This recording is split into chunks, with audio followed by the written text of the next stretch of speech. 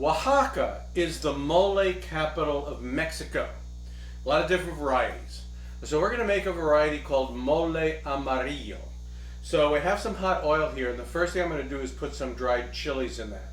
So I'm going to have 7 chili guajillo with the stem and the seeds removed. And that's not a big deal. I mean, you just kind of go in here with a knife and you open up the chili, right? And you can see right in here, there's the seeds, there's the little bit of the stem.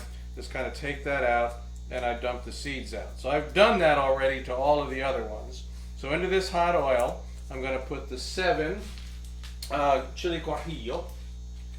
And then in addition to that, I'm going to add in these 4 chili adobo, also with the stem and the seeds removed.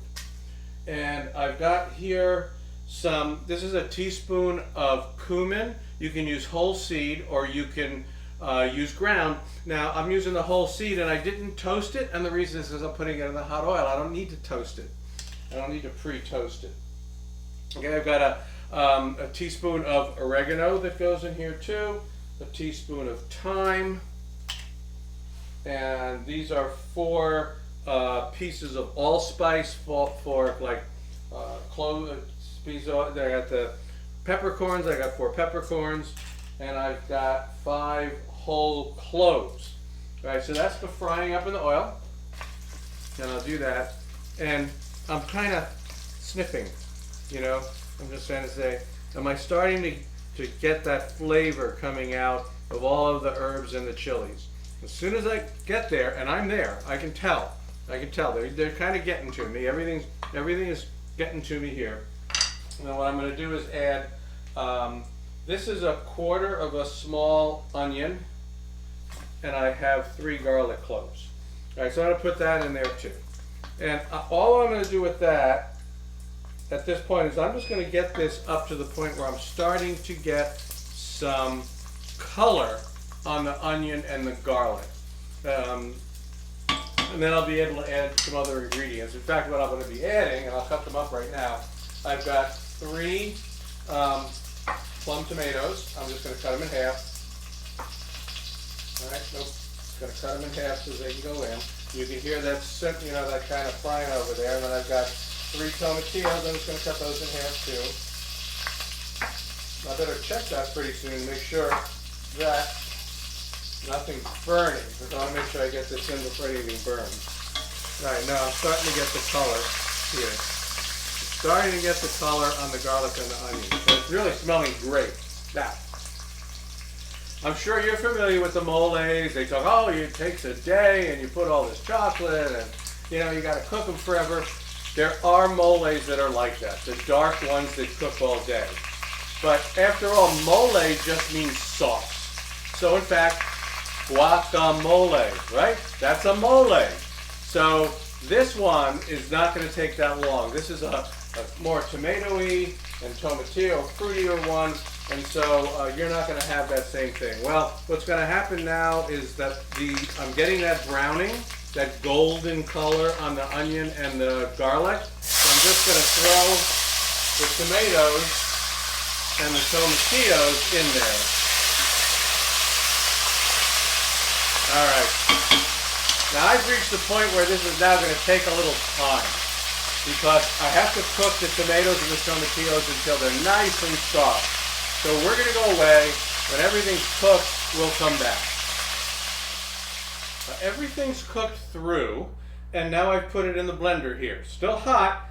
I'm going to blend this completely, but the important part about it is it's hot. I have a vented blender. I haven't sealed it, and I'm going to start it slowly. So that I don't create a problem with all the steam that's going to be created when you blend a hot liquid. So I got it going, and now I can crank it up.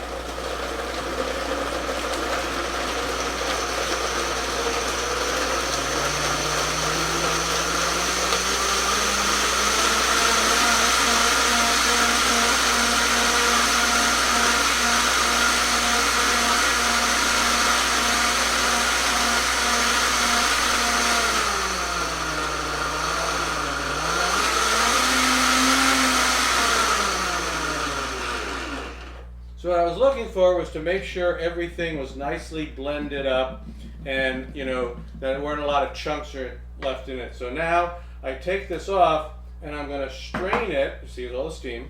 I'm going to strain it back into the pan that I cooked it in, which by the way I wiped out and I cleaned, right? And I put everything back in here, and now I'm going to go ahead and strain this to get any little residual, you know, bits out of it and just have a perfectly smooth mole. So it's going to take me a couple minutes to do this. I'm going to do it, and then we're going to come back and I'll do the final step and we'll get to taste it. Well, I finished all the straining, and I just want to show you what I got out. This is like the stuff that is kind of grainy, a little bit chewy and stuff. So I got that out, and what I end up with is this really nice, smooth mole. Now, the thing is with this is that it's a little bit too thin. Okay, so you want to thicken it up, make it more saucy. So I have some chicken stock and masa harina. And I'm going to kind of sort of make a paste out of that. See how I'm doing here. I'm going to mix that all up, and this is going to become my thickening agent. Kind of like flour, except it's corn flour, of course. It is gluten-free. Yeah, that's a good point. It is gluten-free.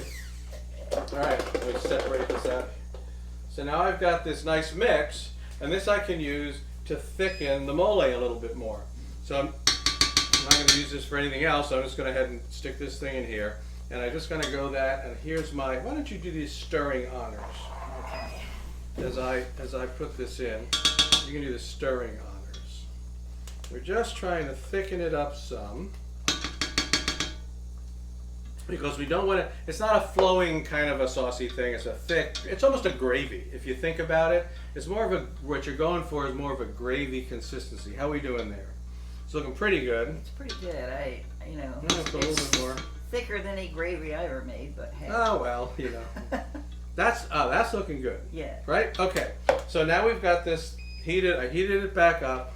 Gonna put this. Yeah, we got some stuff on the edges, so I still got to put. I can put a little more of this in here. All right. Now, the next thing I got to do is add salt. I have not added any salt in this entire process. So we're gonna do the finger test. And I need salt. Oh yeah. Okay. So that's one of those things where you just add some salt, keep mixing it up. Use a different finger. Still more. I mean, it's going to take, you have to figure it out, right? Mm-hmm. Mix that up. Why don't you do the finger test? You tell me if there's enough salt.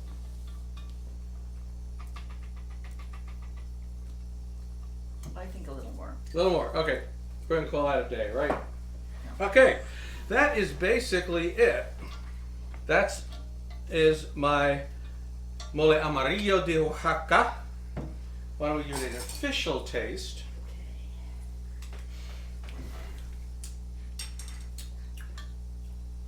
And it's quite tasty.